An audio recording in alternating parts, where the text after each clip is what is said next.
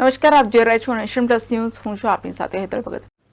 ગુજરાતના ગૃહ રાજ્ય અને વાહન વ્યવહાર મંત્રી હર્ષ સંઘવી દ્વારા સુરતમાં સ્થાનિકો સાથે એક શુભેચ્છા મુલાકાત કરવામાં આવી હતી, જેમાં લોકોને કનડતી સમસ્યાઓના સમાધાન માટે ગૃહ રાજ્ય મંત્રી અને વાહન વ્યવહાર મંત્રી એવા હર્ષ સંઘવીએ લોકોને ટ્રાફિક અંગેની ખૂબ સાચી સમજણ આપી હતી.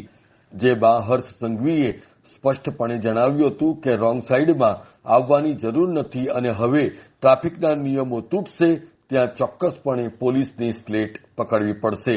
એટલું જ નહીં, પરંતુ રોંગ સાઈડ ઉપર પહેલા જે ચલણ ફાટતું હતું એ હવે ચલણ નહીં પરંતુ ડાયરેક્ટ પોલીસ કેસ કરવામાં આવશે.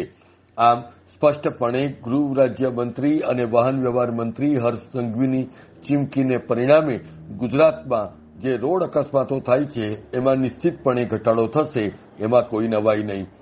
હર્ષ સંઘવીએ વધુમાં ઉપસ્થિતોને સંબોધન કરતા સ્પષ્ટપણે જણાવ્યું હતું કે જ્યારે પણ ટ્રાફિક નિયમ તોડતી વખતે પોલીસ પકડે ત્યારે તેમની ઓફિસે કે એમને ફોન કરવાની જરૂર નથી, કારણ કે ટ્રાફિકના નિયમન જે પાડતા નથી એમને આ સરકાર કે સરકારના કોઈ પણ ચૂંટાયેલા પ્રતિનિધિ ક્યારેય મદદ નહીં કરે.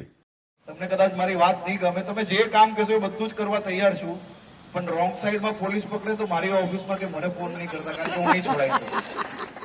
મારું કોઈ માનશે નહીં, કારણ કે મેં એ લોકોને કહ્યું છે કે મારી ઓફિસથી બી ફોન આવે, કોઈ બી ચૂંટાયેલા પ્રતિનિધિનો ફોન આવે, કોઈ બી મોટા સાહેબનો ફોન આવે, કોઈને છોડતા નહીં એકવાર માટે. આપણે રોંગ સાઈડ પર જઈને આપણા પરિવાર માટે ઘાતક નથી બનવાનું. આપણે ટ્રાફિક નિયમોનું પાલન જો કરશો તો સુરક્ષિત ડ્રાઇવિંગના કારણે તમે બી સુરક્ષિત રહેશો અને તમારા સુરક્ષિત રહેવાથી તમારું પરિવાર બી સુરક્ષિત રહેશે. એટલે રોંગ સાઈડની અંદર હવે ચલાન નહીં ફાડશે.